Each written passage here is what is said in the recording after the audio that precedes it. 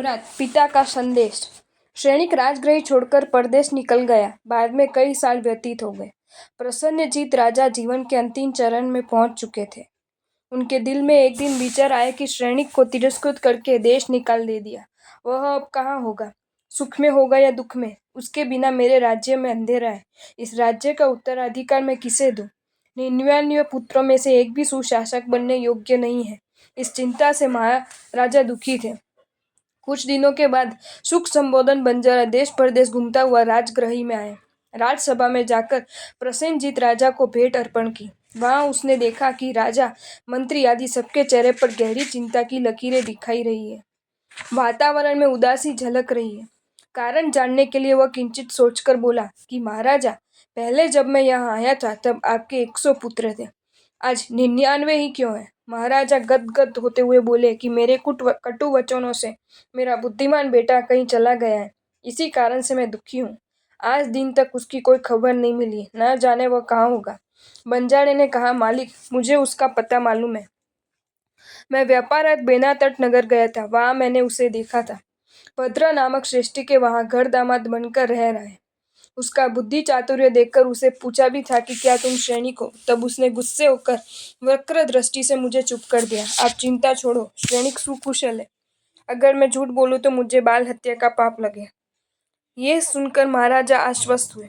उन्होंने सैनिक को बुलाने के लिए एक पत्र लिखा कि हे पुत्र, मेरे द्वारा कहे गए हृदय वेदक वचन बाण को दिल से निकाल दो। जिसने सारभूत चीज के रूप में भेरी ली हो, वह व्यक्ति कभी भटकता नहीं रहता है। उत्तम मनुष्य माता पिता को छोड़कर वणिक के घर में नहीं रहता है। मैंने तुझे कुत्ता जैसा कहा, तब तू रोष करके घर छोड़कर चला गया था, और जब अब घर दामाद बनकर ससुर के घर में रहना, ये तो कुत्ते से भी हीन कहलाता है, जबकि तुम तो समझदार एवं विवेकवान हो। ऐसा पत्र लिखकर राजा ने दूत को बेनातट नगर भेजा। दूत ने बेनातट नगर जाकर पत्र सैनिक के हाथ में दिया। पिता के अक्षर दर्शन से वह आनंदित हुआ। पत्र पढ़ते पढ़ते आंखों से आषाढ़ी मेघ सी अश्रुधारा बहने लगी। पत्र पढ़कर एक और आनंद हुआ तो दूसरी ओर दिल को चोट भी लगी कि पिताजी ने मुझे श्वान से भी हीन कहा है। उसने सोचा कि नीतिकारों का कहना है कि विवेकी मनुष्य गुरुजन एवं बुजुर्ग के समक्ष कभी प्रत्युत्तर नहीं देता है, लेकिन मैं पिताजी को जवाब नहीं भेजूंगा तो मुझसे नाराज हो जाएंगे।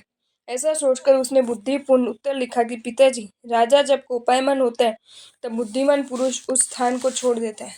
कहा भी है कि माए ताए गुरु भूपति केरू, जब लइये उपमानो देश नगर पुर तव छंडी, जई जो हड डई काई सानो। अर्थात जो व्यक्ति बुद्धिमान होता है वह माता पिता, गुरुजन एवं नरपति से अपमानित होता है तब देश नगर राज्य छोड़कर अन्यत्र चला जाता है। हे स्वामी, सो मनुष्य भर्त्सना तर्जना सहकर उसी स्थान में कदापि नहीं रहता है। आप ही अपने दिल से सोचो कि पिता अपने एक पुत्र को प्यार भरे मीठे वचन कहते हैं और दूसरे पुत्र को कटु वचन कहते हैं, गालियां देते हैं, तब बुद्धिमान सुपुत्र इस अन्याय को कैसे सहेगा? आप मेरे पर कुपित थे, इसलिए मैं घर छोड़कर परदेश चला गया। जैसे शतपत्र पेड़ का एक पत्ता अगर टूट जाता है तो क्या पंथी को छाया नहीं मिलती है? ठीक उसी प्रकार आपके 100 पुत्र महाबुद्धिमंत हैं। उनमें से एक मूर्ख सैनिक चला गया तो आपको कौन सा काम बिगड़ने वाला है? ऐसा प्रत्युत्तर लिखकर सैनिक ने दूत के साथ पत्र भेजा। सैनिक का चतुराई युक्त पत्र पढ़कर प्रसेनजीत राजा बहुत ही प्रसन्न हुए। पूरे राजसभा ने सैनिक के गुण और चातुर्य की प्रशंसा की। सभी एक आवाज से कहने लगे कि महाराजा, अब सैनिक को शीघ्र यहाँ बुला लो, वो आपके राज सिंहासन की शोभा बढ़ाएगा। महाराजा ने दोबारा शीघ्र संदेश भेजा कि पुत्र, तुम चंदन सड़ीक हो। चंदन की लकड़ी को छेदने पर भी वह सुगंध देती है।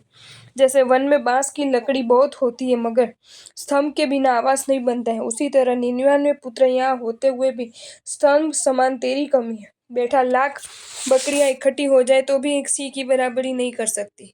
तुम शीघ्र आ जाओ। मैं जब तक तेरा मुंह नहीं देखूंगा तब तक भोजन का त्याग करता हूँ। मैं पपीहे की तरह तुझे मिलने के लिए उत्सुक हूँ। तुम नहीं आओगे तो मेरा प्रेम एक पक्षी होगा। सच्चा प्रेम चकोर पक्षी का होता है जो एक दूसरे को मिलने के लिए तड़पते हैं। मैंने जो कटु वचन कहे थे वह तेरे हित के लिए और तेरे प्राणों की रक्षा के लिए कहे थे। अब तुम भूल जाओ, मुझे माफ कर दो। यदि तुम मेरा जीवन चाहते हो तो बिना विलंब शीघ्र ही आ जाओ।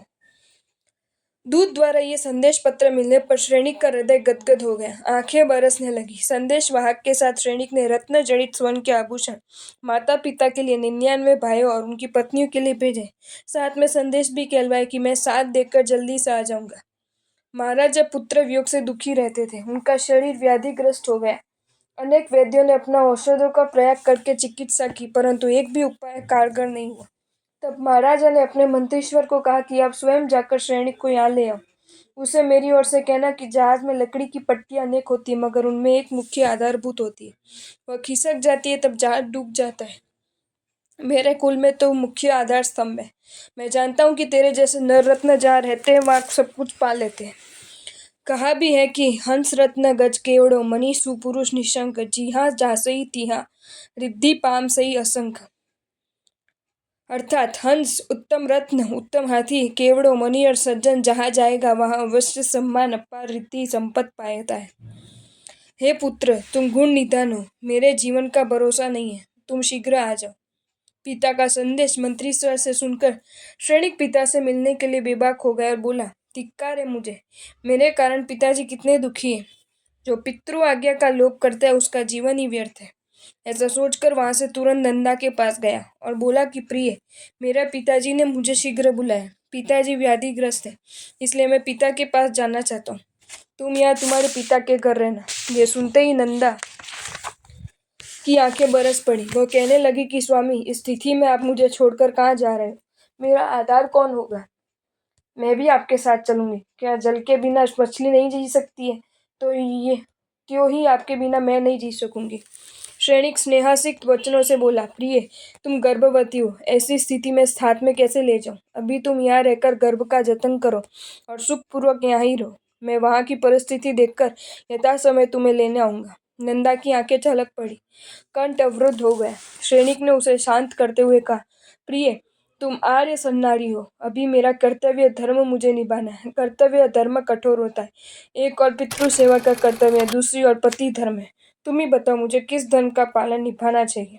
ऐसी बातों से नंदा ने अपने आप को थोड़ा संभाला और हृदय पर पत्थर रखकर आपके कर्तव्य मार्ग का प्रशस्त करती हूँ बोला, स्वामी, पहले आप कर्तव्य धर्म का पालन कीजिए। मैं मेरे स्वार्थ को छोड़कर आपके कर्तव्य मार्ग को प्रशस्त करती हूँ, परंतु वहां जाकर मुझे भूल मत जाना। श्रेणिक ने नंदा को गले से लगाते हुए कहा कि प्रिय, तेरे जैसा नारी रत्न पाकर मैं धन्य हो गया हूँ। मैं अपना कर्तव्य पालन करके शीघ्र लौट आऊंगा। अगर मुझे आने में विलंब हो जाए तो तुम स्वयं वहां जाना। नंदा आर्त स्वर से बोली, मैं कहाँ हूँ, वह तो बता कर जाओ। सैनिक ने एक चिट्ठी लिखकर दी और कहा कि जरूर पढ़ने पर उसका उपयोग करना। दोनों भद्र श्रेष्ठी के पास गए। नंदा ने पिताजी को सर्व वृत्तांत सुनाया। श्रेष्ठी भी असमंजस में पड़ गए, कुछ बोल नहीं पाए। तब सैनिक ने कहा कि आप मेरे परम उपकारी हो, आपकी कृपा से मुझे ये सुख वैभव मिला है, किंतु अभी मेरा कर्तव्य धर्म मुझे पुकार रहा है। आप आशीर्वाद दीजिए। श्रेष्ठी ने दुखी दिल से उसे जाने की अनुमति दी। आपको ये वीडियो अच्छा लगा हो तो इसे लाइक करें और शेयर करें, और ऐसे ही नए नए वीडियोज़ देखने के लिए सब्सक्राइब करें हमारी channel Jain facts and stories को।